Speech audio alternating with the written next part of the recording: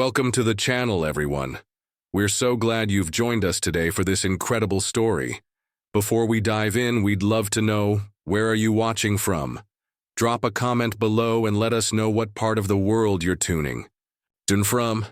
Don't forget to hit that subscribe button so you never miss out on the next exciting story we've got in store. Trust me, you won't want to miss tomorrow's tale. It's going to be something special. Now let's get started and enjoy today's journey together. How one royal guard saved a life in Buckingham Palace. A story of courage. Sergeant Thomas Harris stood still, the summer heat beating down on him as he remained at his post in front of Buckingham Palace. At 34 years old, Thomas was no mere ceremonial soldier. His role as a member of the Queen's Guard was one of great responsibility, a duty to protect and uphold centuries of tradition. His uniform, a scarlet tunic and towering bearskin cap, was immaculate, despite the oppressive warmth that made the summer sun feel unbearable. But Thomas had learned long ago to push through discomfort and remain unwavering in the face of adversity. The air was thick with anticipation as tourists crowded around, their cameras poised to capture the perfect shot of Britain's most famous guardsman. To them, Thomas was a living statue, an emblem of British pride. But for him, standing motionless in the heat, it was far more than a photo op. It was a call to duty, one that he took with the utmost seriousness. His posture was straight, his expression unreadable, and his focus razor-sharp. His training had taught him to notice even the smallest details, the subtlest shift in the crowd, and it was this vigilance that made him a trusted member of the Queen's Guard. As he scanned the crowd, his eyes fell on a boy, no older than 10, who had just entered the palace grounds. The boy's name was Oliver, and something about him struck Thomas immediately. Unlike the other children running around, full of energy and excitement, Oliver moved with a sense of caution. His small, dark eyes darted around nervously, as though he were constantly aware of potential danger. There was no carefree joy in his steps, no playful exuberance that should accompany a child's visit to one of London's most iconic landmarks. Instead, there was a strange stiffness in his movements, as if he were walking through a minefield rather than a public courtyard. What made Oliver's appearance even more unusual was his attire. While most visitors had dressed appropriately for the heat in light clothing, the boy wore long sleeves, and most perplexing of all, a thick woolen scarf wrapped tightly around his neck. It was nearly 90 degrees, the temperature making everyone around him uncomfortable. Yet Oliver appeared unfazed, almost as if the heat didn't bother him at all. The scarf, though, seemed out of place, a stark contrast to the casual summer attire of the other tourists. As the group moved closer to Thomas, his sharp eyes continued to track Oliver's every move. The boy was accompanied by a woman, likely his mother, who kept a firm hand on his shoulder, guiding him through the crowd. While her smile was warm and inviting to the tourists around her, Thomas couldn't help but notice the coldness in her eyes whenever she looked at her son.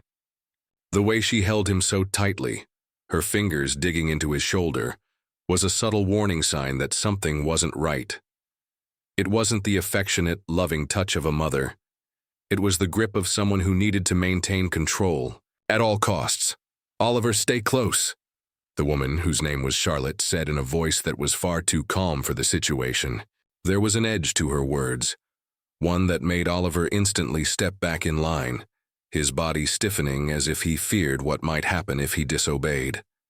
Thomas, with his years of experience in both military and ceremonial roles, recognized the tension in the exchange.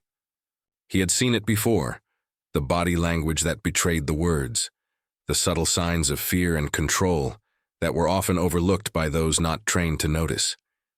As the tourists milled about, oblivious to the undercurrent of tension, Thomas remained at his post. His face remained expressionless, but his mind raced as he analyzed every detail. He observed how Oliver's eyes continuously scanned the surroundings, not out of curiosity, but as though he were assessing potential escape routes. The child was hypervigilant, far too aware of his surroundings for his age. His behavior was not that of an excited tourist. It was the behavior of someone conditioned to be constantly alert, to fear what might be lurking just out of sight. Thomas's instincts, honed by years of service, told him that something was terribly wrong. His military training had taught him to spot threats before they manifested, to recognize danger in its earliest stages. And right now, everything about Oliver's behavior screamed danger. Something had to be done. But for now, Thomas remained still, a statue of discipline, knowing that the moment to act might come soon. The boy had caught his attention for a reason, and Thomas would not let that attention slip away. Not now. Not when something told him that Oliver needed help. The day was far from over, and the watchful eye of the guard would not falter. As the crowd continued to move around Buckingham Palace, the atmosphere seemed to shift. Tourists chatted, clicked pictures, and admired the grandeur of the palace, but something wasn't right. Thomas's gaze never wavered from the boy, Oliver, who was now walking a few paces behind his mother, Charlotte. She guided him with a firm hand on his shoulder, her smile still bright, yet her eyes remained cold, calculating. Thomas's instincts were sharp. Years of service had taught him how to read body language, how to detect subtle shifts in energy that most people missed. And right now, he could feel the tension radiating from the boy. It wasn't normal. Children should be excited in such a place filled with wonder at the history surrounding them. But Oliver wasn't looking around with awe. He was constantly scanning the crowd, shifting his feet with careful precision, like someone who knew how to stay out of sight. His eyes darted nervously from person to person, never settling, always alert. His movements, too calculated for a child, caught Thomas's attention like a red flag. The heat of the day was unbearable, and yet Oliver, dressed in long sleeves and that heavy woolen scarf, seemed unaffected. His face flushed from the heat, but he didn't remove the scarf. In fact, his hands kept fiddling with it, adjusting it as if trying to cover something up. Thomas squinted, noticing the way Oliver's hands trembled as he moved the scarf. His body language screamed fear. There was something deeply unsettling about it. Then, the briefest moment of change. As the group halted near the main gates, Oliver glanced up toward Thomas. His eyes locked with the guards, and for a split second, there was something in them, something desperate, something pleading. It was subtle, but Thomas saw it. It wasn't the gaze of a curious tourist, nor was it the look of a child fascinated by the palace. No, this was different. Oliver wasn't looking at the palace. He was looking for help. Before Thomas could react, Charlotte's grip on Oliver's shoulder tightened, her fingers digging into the boy's flesh with enough force to make him wince. "Stop staring," she whispered harshly, her lips barely moving but the command clear. Her voice was low, threatening, the words wrapped in a false layer of sweetness for the tourists nearby. Oliver's posture stiffened immediately. His eyes dropped to the ground, his shoulders hunched as if to hide in plain sight. But Thomas was still watching. He saw the way Oliver tried to control his breathing, the small, almost imperceptible tremor in his hands. The child was terrified, and it was clear to him now. This wasn't a normal family outing. Something was wrong. The boy's fear was palpable, and it struck Thomas like a punch to the gut. He had seen this before in war zones, in places where danger was always just around the corner. The signs were all there, the nervous movements, the strained compliance, the scars hidden under layers of clothing. Thomas's training had taught him how to read people in high-stress situations. He had learned to trust his instincts, to listen to that nagging voice in the back of his mind. And right now, that voice was screaming at him to act. The boy was in trouble. Then Oliver did something that sealed it. In a moment of brief separation, between him and Charlotte, a small gap in the crowd, Oliver's eyes met Thomas's again. This time, there was no mistaking it. It wasn't a glance of curiosity. It was a clear, deliberate signal.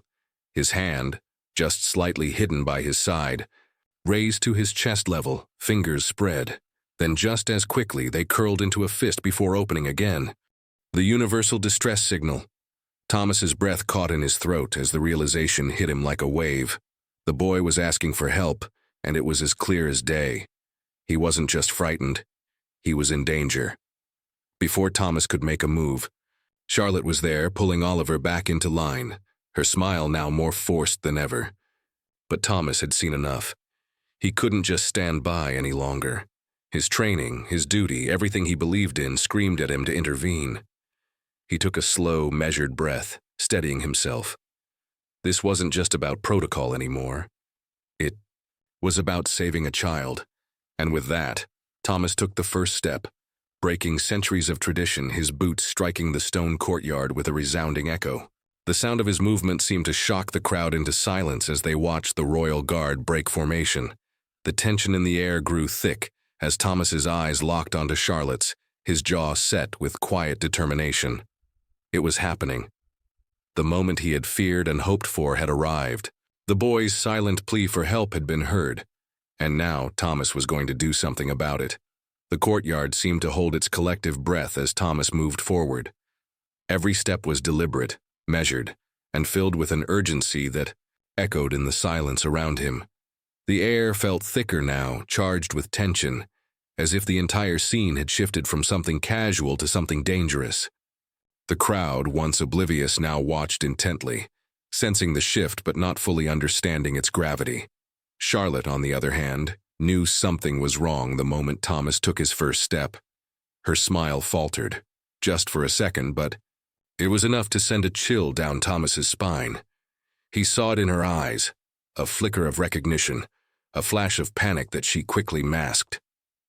She tightened her grip on Oliver's shoulder, her fingers digging deeper, her movements more forceful now. "Let's go," she hissed, trying to yank Oliver away. But Oliver, whose fear had been so palpable moments before, suddenly seemed to freeze. His eyes widened, darting to Thomas, then quickly back to the ground.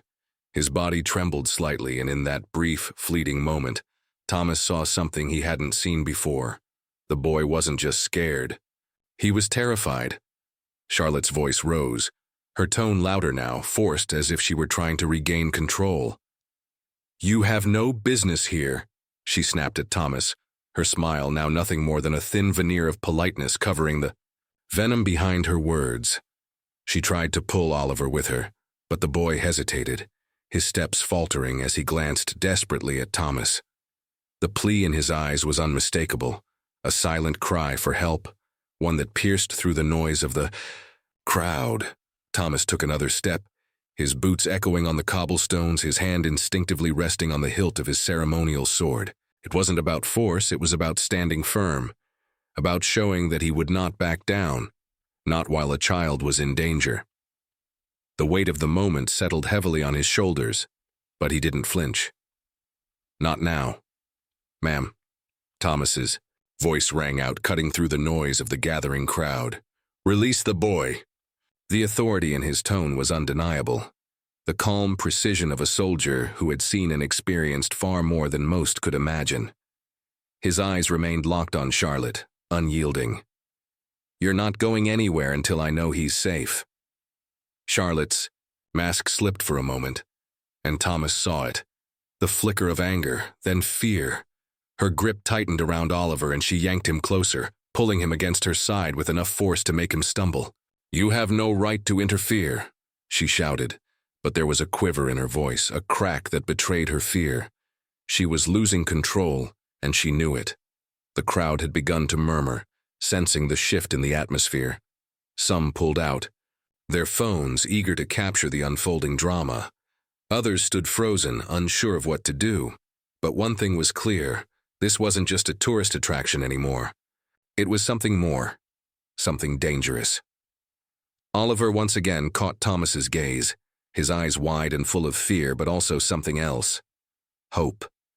A small, barely perceptible nod from the boy was all it took to confirm what Thomas already knew. The distress signal wasn't a mistake. It was real. The boy was in danger, and Thomas was the only one who could help him. Before Charlotte could react, Thomas stepped closer, moving with purpose. He positioned himself directly in front.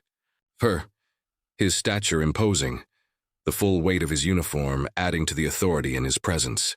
"I'm asking you, ma'am," he said, his voice firm. "Let go of the boy." Oliver flinched as Charlotte's fingers dug into his arm, but then something changed.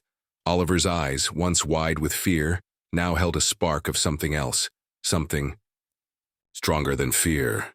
It was defiance.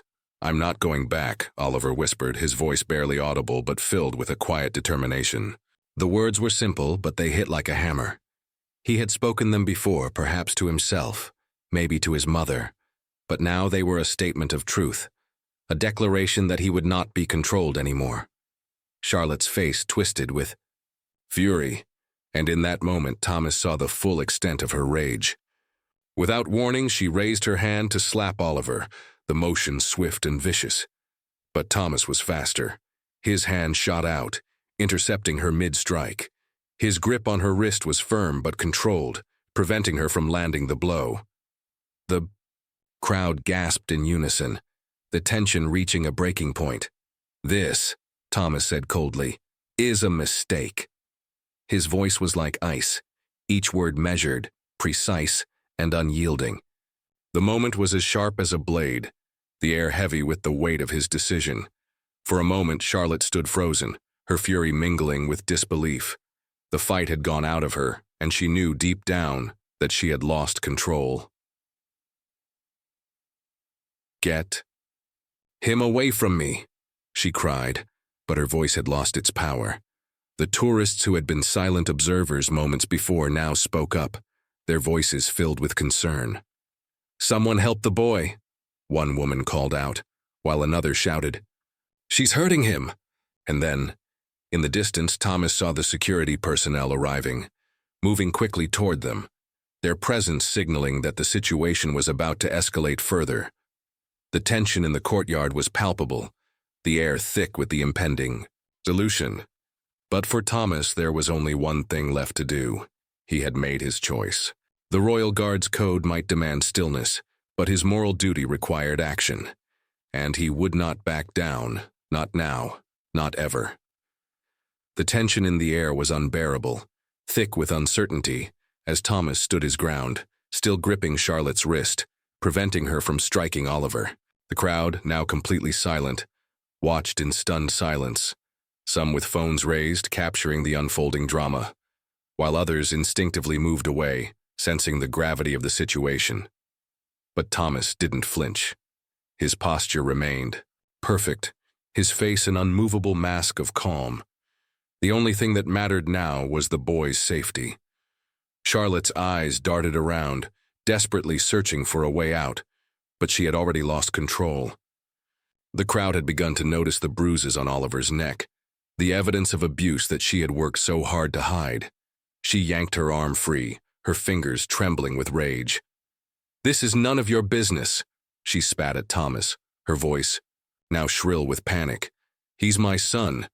You have no right to interfere." But Thomas didn't back down. His voice was steady, cutting through the noise like a blade. "I'm not asking you, ma'am. I'm telling you. Let go of the boy. Now." Her face twisted with fury, her lips curling into a snarl. But Thomas could see the fear creeping in. It was there, in her eyes, in the way her hands shook as she reached for Oliver again. She wasn't the controlled figure she had tried to present to the crowd. The cracks in her facade were widening, and there was nothing she could do to hide it anymore. The moment of reckoning had come. With a harsh tug, Charlotte tried to drag Oliver away from Thomas, but the boy stumbled, barely keeping his footing. The muffler around his neck shifted, revealing more of the dark, bruised skin underneath. Thomas's eyes locked onto the marks. The unmistakable evidence of a life lived in fear. The crowd gasped in unison as they saw what Thomas had already known. This wasn't a case of simple disobedience or a mother's strict control. It was something darker, something sinister. "Don't touch him," a voice from the crowd called out, the words fueled by outrage. Another woman standing nearby noticed the black eye on Oliver's face, the signs of abuse clear for all to see. "That child's been hurt. Someone stop her." Charlotte's head snapped toward the woman, her face a mask of disbelief. She tried to smile, but it was forced, unconvincing. "This is just a misunderstanding," she said, her voice trembling as she struggled to maintain her composure. "He's just a troubled boy. He's been difficult. Thomas stepped forward, his boots clicking sharply on the stone, the sound slicing through the air. His voice was cold, authoritative. "No, ma'am. This is not a misunderstanding. I've seen the signs. I'm not letting you take him." Charlotte's eyes widened with a flicker of panic, and in that moment Thomas knew she realized that her control was slipping away. She tried to push past him, but the security personnel were now closing in. Sensing the escalating situation, the crowd had begun to part, making way for the uniformed officers who moved swiftly toward them, ready to intervene. Oliver, still trembling, locked eyes with Thomas once more, his small body shaking with the weight of everything that had been happening. There was a strange, heartbreaking trust in his gaze, as if he had finally found someone who would stand up for him. His eyes, once filled with fear, now carried a glimmer of hope. A hope that he could be saved. Charlotte's grip on Oliver's arm tightened, her fingers pressing into his skin with such force that he winced in pain. She tried to yank him away again, but this time, Oliver didn't resist. Instead, he took a small, quiet step toward Thomas, his hand trembling as he reached out, like he was finally making the decision to trust someone else, someone who wouldn't hurt him. In that split second, everything seemed to freeze. The crowd, the officers, Charlotte, everything and everyone stood still as if the world itself had paused. Thomas knew, without a doubt, that this was the moment. There was no turning back now. He had to act. "Ryan," he said softly, his voice just loud enough for the boy to hear, his words heavy with sincerity. "You did the right thing. You're safe now." With a steady motion, Thomas placed his hand on Oliver's shoulder, guiding him away from Charlotte, pulling him gently but firmly out of her reach. The security officers moved in, quickly surrounding the woman. She tried to protest, her voice rising in desperation, but it was too late. The truth had been exposed, and there was no escaping it now. Thomas stood between Oliver and the chaos, his eyes fixed on the boy, who now seemed to breathe a little easier, the weight of his fear beginning to lift. For the first time in what felt like forever, Oliver was free. The officers stepped in to take Charlotte into custody, but Thomas remained standing there, unwavering, watching as the scene unfolded. The child was no longer a prisoner of fear, and Thomas had fulfilled his duty in a way that no protocol could ever define. The Queen's Guard wasn't just about standing still. It was about protecting the vulnerable, no matter the cost. And today, in that moment, Thomas had chosen to break the rules. He had chosen to save a life. The tension in the air was thick, as Charlotte was led away by security officers, her protests falling on deaf ears. The crowd stood in stunned silence, the enormity of what had just transpired sinking in. For the first time that day, the air felt lighter, as though the oppressive weight that had settled over Buckingham Palace had been lifted. But it was clear that the healing had only just begun.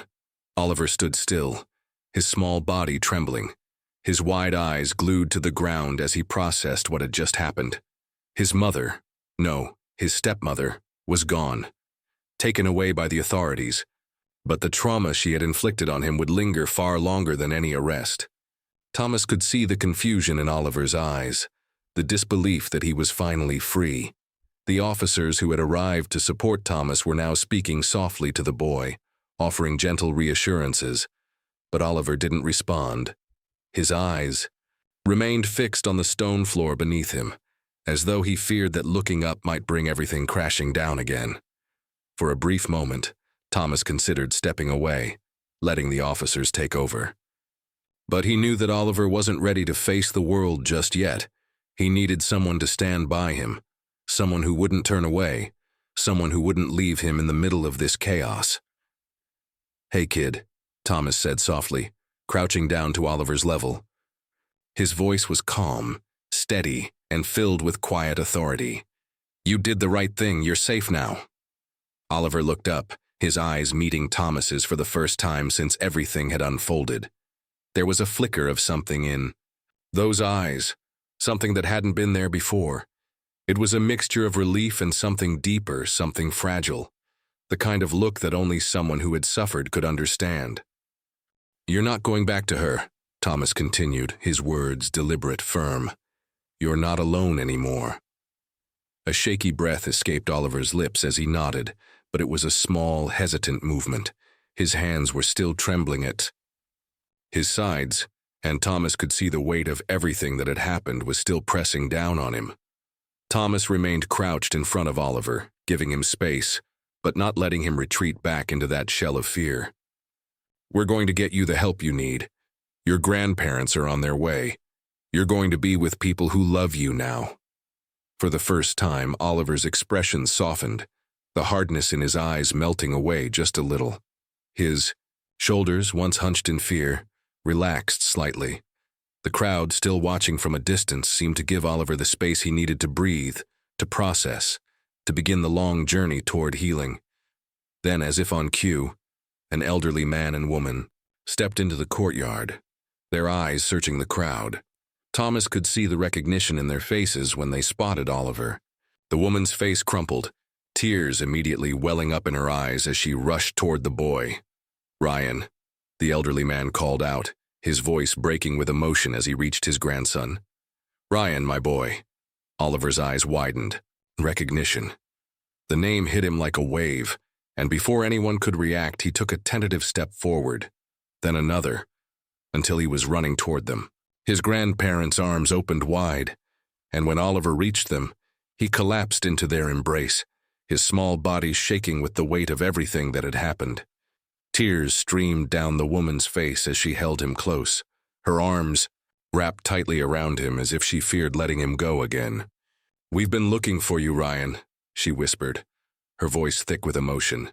"We never stopped searching for you." The elderly man, his face etched with worry and relief, placed a hand on Ryan's shoulder, his gaze lingering on the bruises that marked his grandson's neck and face.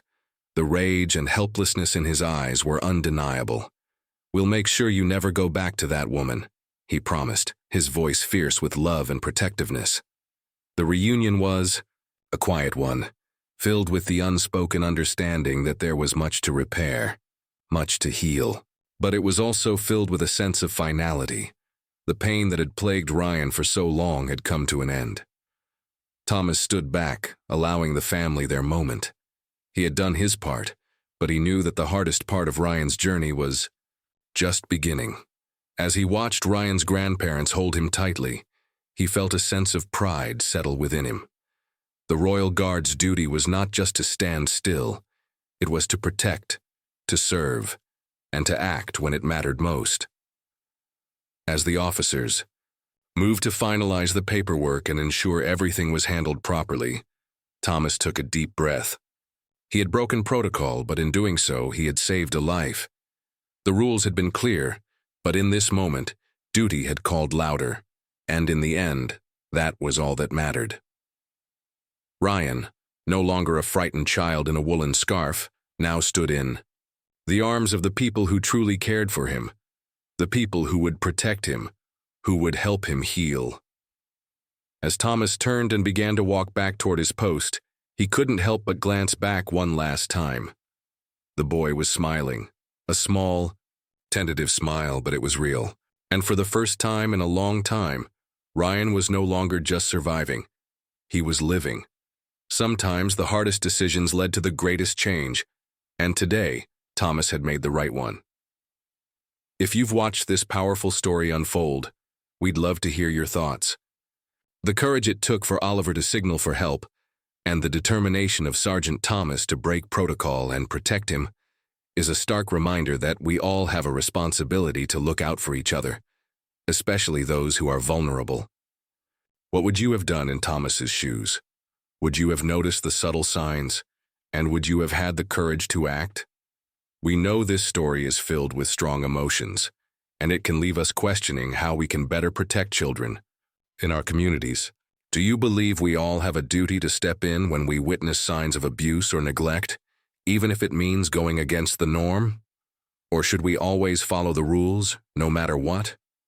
We want to hear your thoughts, whether you think breaking protocol was the right thing to do, or if you believe there could have been another way to handle the situation. Drop a comment below and share your perspective. Your opinion matters, and together, we can create more awareness about the importance of standing up for those who can't defend themselves. Don't forget to like, subscribe, and hit the bell icon for more stories like this.